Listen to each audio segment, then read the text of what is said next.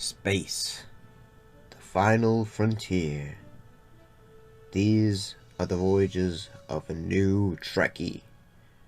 My 5-year mission to search out Star Trek media, to seek out our fans and merchandise, to boldly go where no fan has gone before.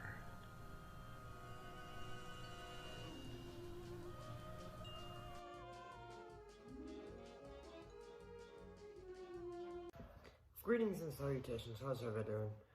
So, I have a bit of sad news in that actress Maggie Thrett has passed away. She was both an actress and a singer who most memorably played Ruth in Mud's Women in the original run of Star Trek.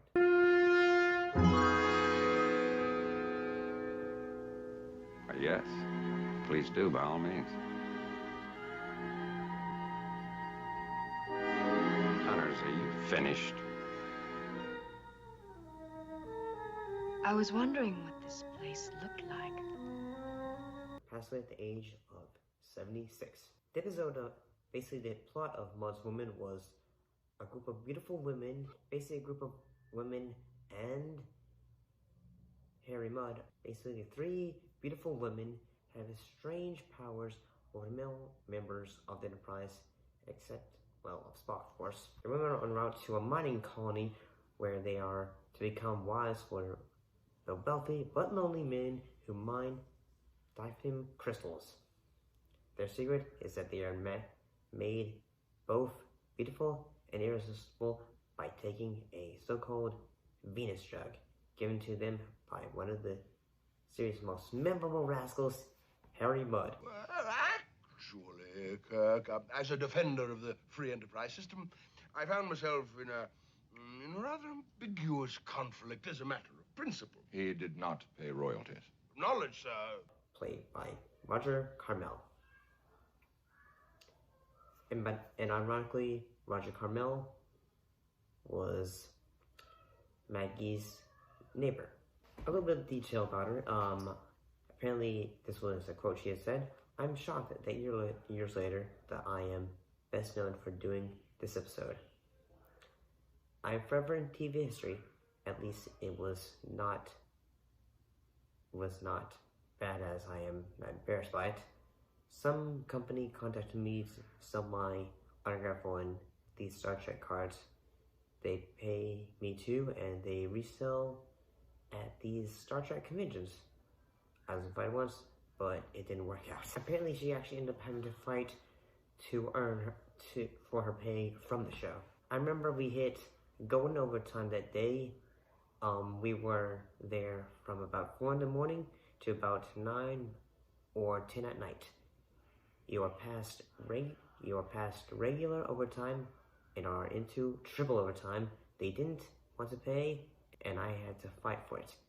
Through Screen Actor Guilds, they don't like when you do that and hurt your chances to be on the show again.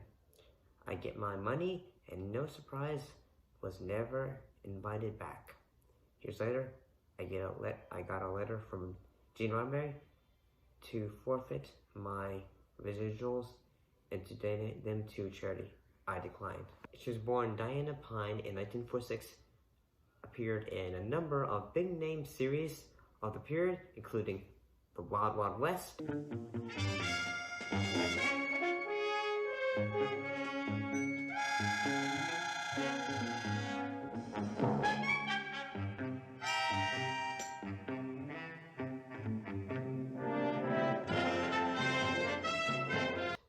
I Dream of Jeannie, and McCloud.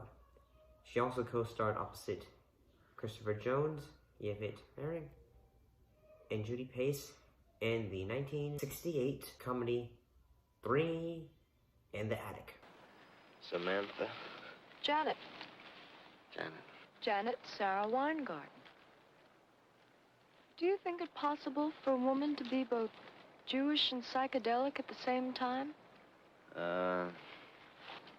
Neither do I, actually. Did you know you give vibrations of extreme inner tension? Yeah, that could be. which became grosser that year on American International Pictures. The film and Maggie made a brief appearance in the Quentin Tarantino film Once Upon a Time in Hollywood as a TV ad for the movie and plays on TV in the background during one scene. So not only being an actress, she was also a singer. She had a minor hit with this single, Soupy, which was produced by Bob Crew, who had convinced her to change her name.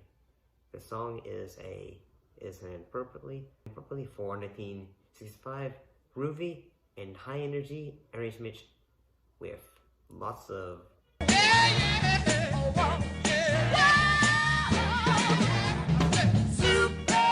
In 1970, she was involved in a road accident while a passenger on Grand Parsons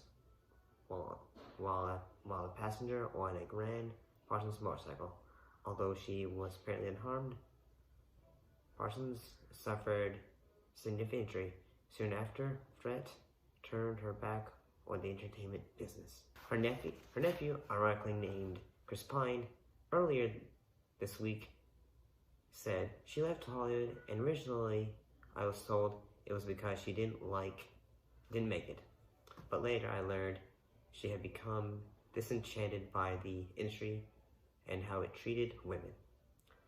She kept a lot of that to herself, only opening up about her own experience when she was much older and finally able to enjoy some of the perks that came with being on. She even changed her mind about conventions, according to